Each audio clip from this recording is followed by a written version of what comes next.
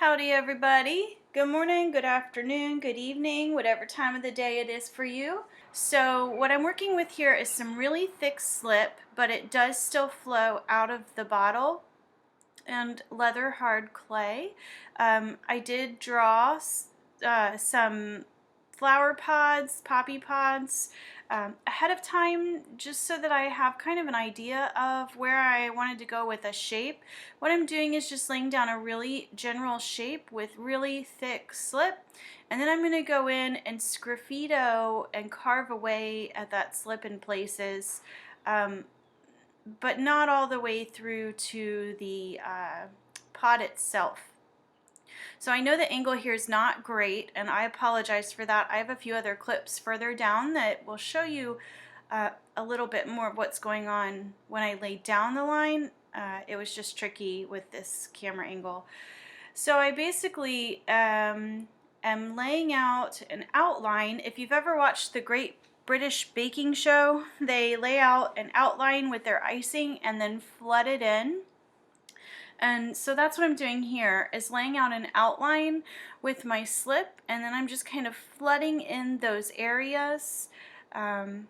This is a leaf shape that I'm working on here, and sometimes your slip will spit on you. With this process, it's not as bad because it is pretty loose, which is a thing I really like about it. And then what you're going to do when you have your thick slip laid down on your pot is you're going to let that slip dry to a leather hard stage, and then you can come in with your sgraffito or your needle tool or any kind of carving implement that you have.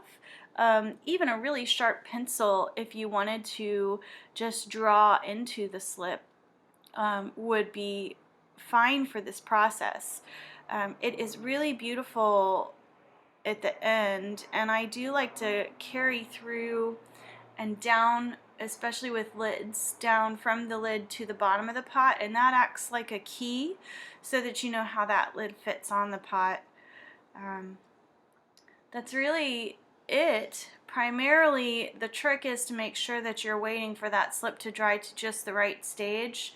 I will come through before it's super duper leather hard and kind of push down any sharp edges with a damp sponge or a damp finger.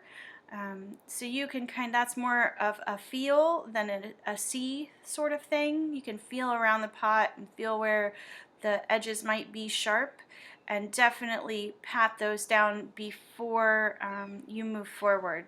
If it's sharp going in the kiln, it'll be very, very sharp coming out, and potentially can cut you. So that is it. I'm gonna just put together a bunch of clips here that you can see this process in its entirety, and if you have any questions, please don't hesitate to ask.